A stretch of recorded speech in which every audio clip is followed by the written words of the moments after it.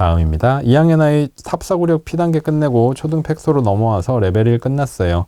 팩토 레벨 2단계 시작하기 전에 따풀을 풀려보려고 하는데 2학년 단계로 하면 될까요? 네, 2학년 아이니까 2학년 단계로 하면 되겠죠.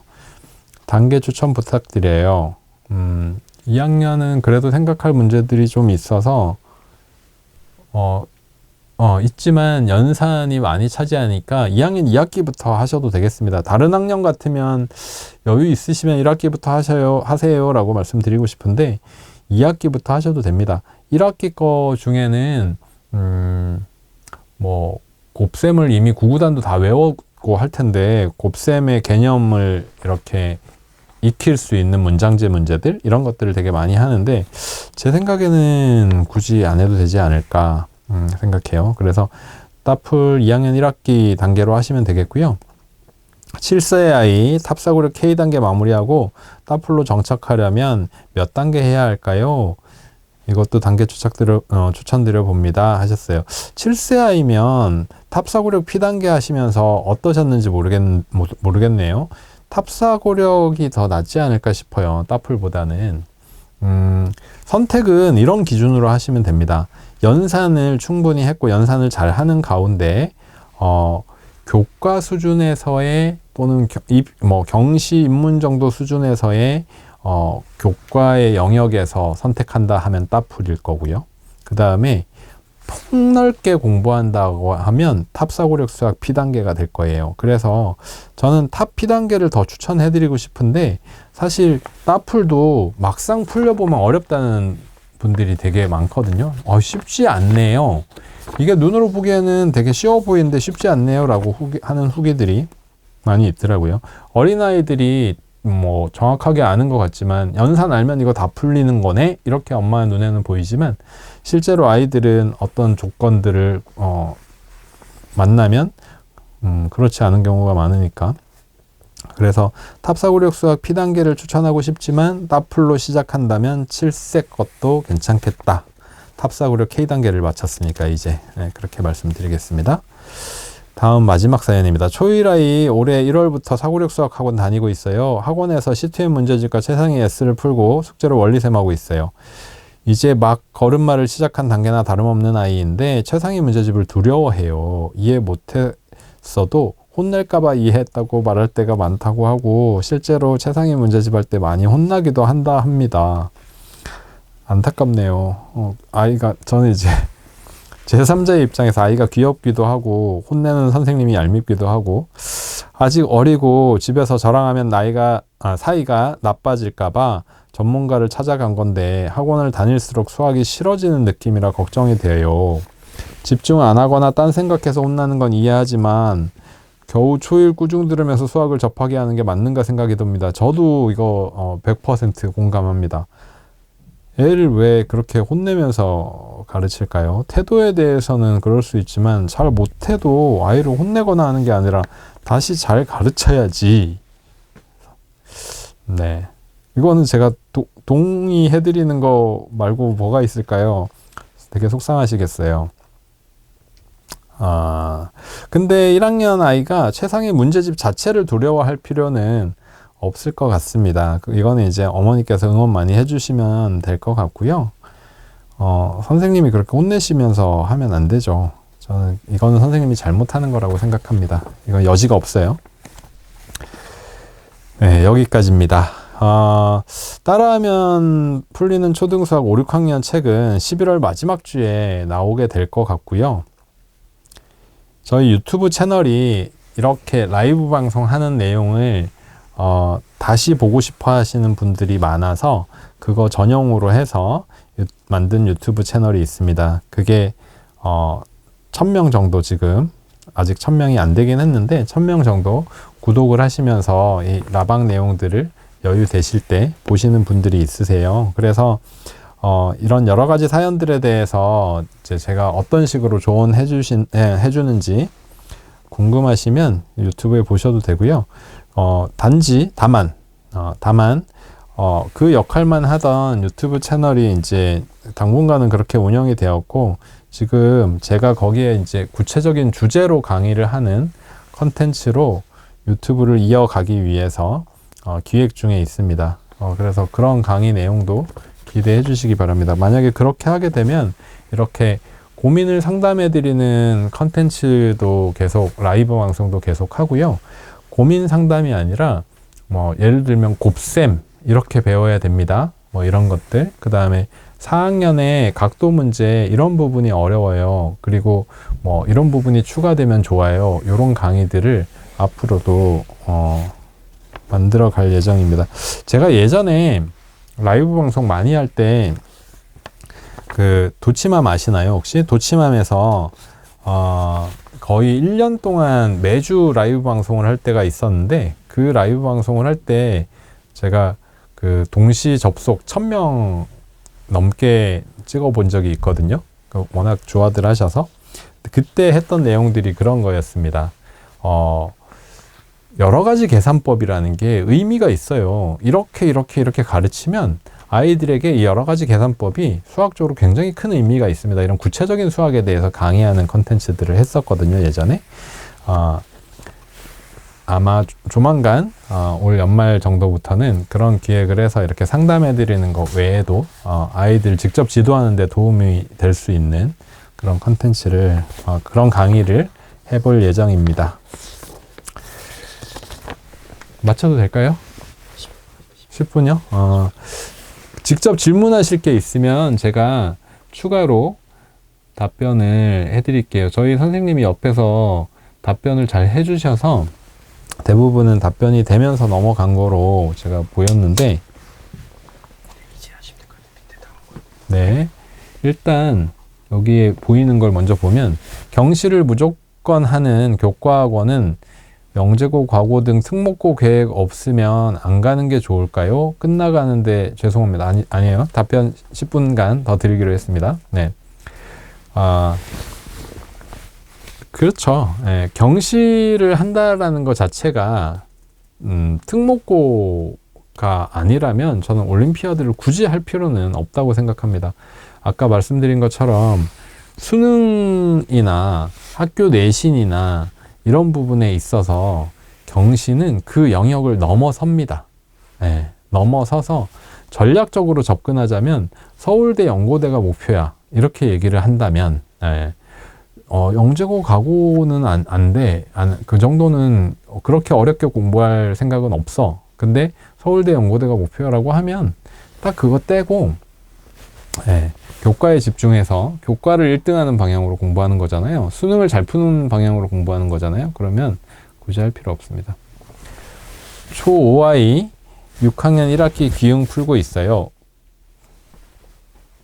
제가 뭘 건드렸습니다. 놔둘게요. 초5아이 6학년 1학기 기응 풀고 있어요. 교과샘으로 분수 나눗셈을 해서 그런지 분수 나눗셈 단원을 단원평가 풀더니 다 맞더라고요. 이럴 경우 앞쪽은 안 풀고 다음 단원으로 넘어가도 될까요? 새로운 개념을 계속 알고 싶어하는 스타일이라 고민이에요.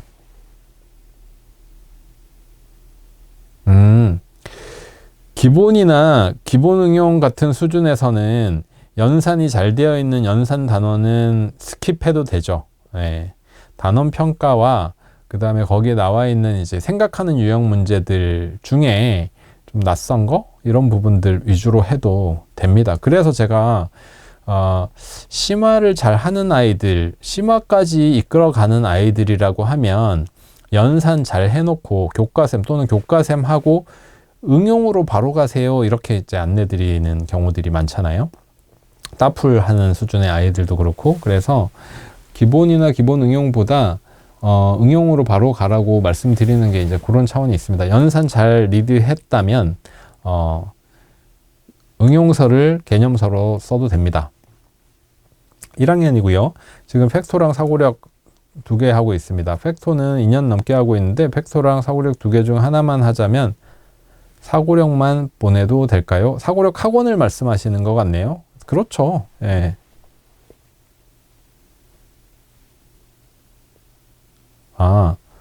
이 팩토가 플레이 팩토인가요? 둘 다 학원을 말씀하시는 걸까요? 하나만 해도 됩니다. 사고력 쪽으로 선택하세요. 1학년이면. 팩스토와 사고력 이렇게 하면 학원이든 문제집이든 사고력 쪽에 공부를 더 많이 할 것 같아요. 네. 그리고 네. 지금은 실력을 이제 키우는 수학 공부하자 이렇게 할 수 있는 시기고, 그런 고민을 하실 때는 조금 더 난이도 있게 해나갈 수 있는 쪽을 선택하는 게, 아이가 해낼 수 있다면 선택하시는 게 좋습니다. 따풀이 생각보다 더 어려운 교재 같은데요. 기흥 끝나고 센 해야 하나 고민이 더 됩니다. 따풀 생각보다 어려운 교재 맞습니다. 생각보다 어려운 교재지만 저의 동영상 강의가 그 안에 있고, 동영상 강의로도 어려운 부분들에 대해서도 서포트 해드립니다. 그래서 카페에, 저희 네이버 카페에 이런 부분 어려워요 라고 하면 강의를 해드리는 게 더 좋다면 강의를 보완을 해드리고, 텍스트로 설명해드려도 충분하다라고 하면 텍스트로 이제 가르치고 있는 어머니랑 소통을 하고, 그것보다 기초 문제를 푸는 게 더 낫다라고 하면 기초 문제를 만들어서 제공해드린 케이스도 있어요. 근데 이런 케이스도 있어요. 4-2 각도 문제를 푸는데 각도에 대한 제일 기본적인 개념이 중요하거든요. 심화에. 그렇잖아요. 뭐든지 기본이 중요하잖아요. 근데 그 기본적인 개념이 교과에 가르치는 방식이 아니에요. 그래서 각도를 처음 배우는 4-1의 따풀에 그 내용이 있었어요. 그래서 4-2 따풀을 푸는 어머니께서 이 시계 각도 문제 아이가 많이 어려워하네요. 이해를 잘 못해요. 해서 4-1에 어떤 단원에 있는 부분을 먼저 풀으라고 그 부분만 프린트 해가지고 제공해 드렸어요. 그래서 도움이 된 경우도 있고, 어쨌든 심화를 하는데 아이가 체계적으로 그 다음에 이해하고 할 수 있도록 도와드리고 있습니다. 그래서 따뜻한 따뜻한 아이스 아메리카노. 심화서가 어떻게 친절해? 심화서는 어렵고 힘든 게 심화서지. 친절하고 친절할 수 있다라고 생각하고 만든 책이니까 그렇게 지켜봐 주시면 될 것 같습니다. 문제의 난이도는 높습니다. 순서로 따지면 기흥 다음에 따풀인가요? 네. 개념서는 무조건 하고 해야 됩니다. 과학고를 보내고 싶은 초2입니다. 어떻게 계획하면 좋을까요? 현재 교과 심화 3-2 하고 있습니다. 과학고는 영재고 과학고는 가장 우수한 아이들이 선택하는 학교잖아요. 그죠? 예. 그래서 어떻게라고 하는 건 뭐 정답이 나와 있진 않지만 과학고를 만약에 간다고 했을 때 친구들이 어떤 친구들이 오냐 하면 고등학교 과정 다 이미 끝냈고 고등학교에 가서는 정말 심화만 풀고, 그 다음에 과학고의 커리큘럼 자체는 일반고하고 다르죠. 이 정도면은 기존 교과가 아닌 내용들을 공부를 하는 교과목이 있어요. 그래서 보통 아이들이 아닌 거죠. 그러니까 보통 아이들이 아니게 공부를 시켜야 되는 거고요.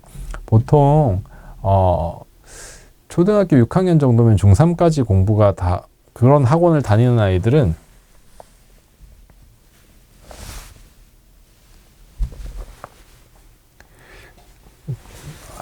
그런 학원을 다니는 아이들은 초등학교 6학년 정도면 중3까지 거의 교과가 끝나고요. 그러니까 2년 내지 3년.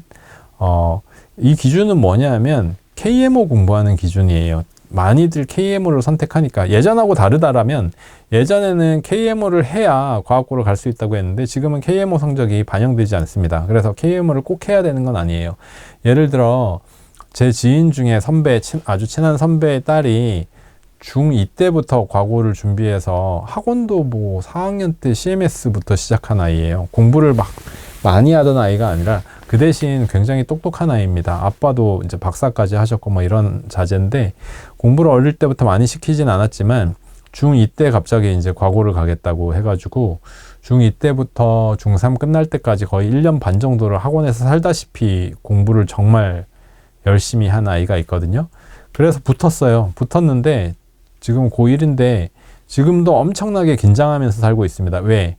다들 나보다 뛰어난 아이들이고 나보다 더 많이 적어도 뛰어난지는 모르겠지만 똑똑한지는 모르겠지만 적어도 나보다 공부를 훨씬 많이 하는 아이들이니까 그 아이들과 경쟁해야 되기 때문에 엄청 긴장하면서 열심히 살고 있다고 하더라고요.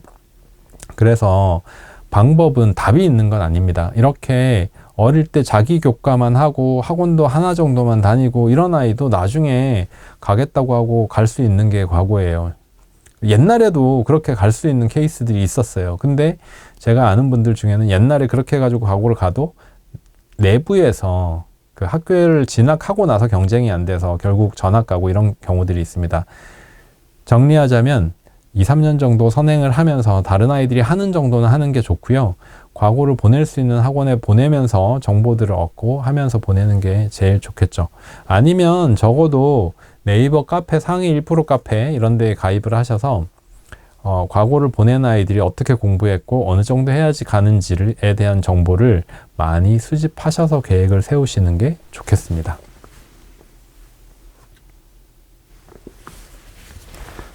마지막 하나만 더 답변을 해보겠습니다.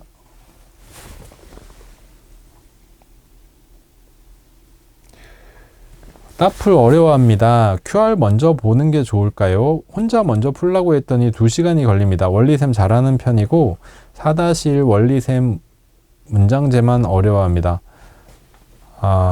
QR 먼저 보게 하세요.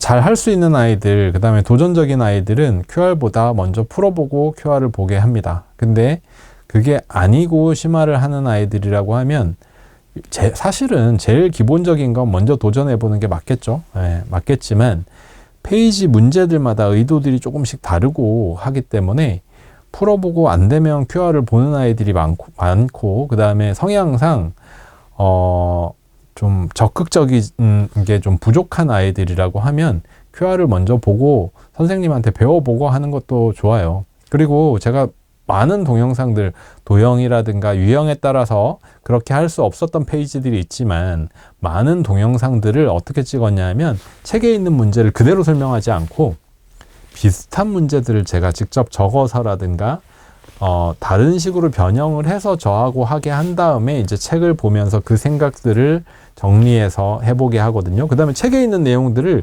그대로 해설해주면서 답을 푸는 방법을 설명해주는 동영상이 아니에요. 보시면. 그래서 아이들이 스스로 공부할 수 있다라고 생각하고 동영상들을 저하고 이렇게 배우고 책을 해봐 이런 의미로서의 동영상을 찍었거든요.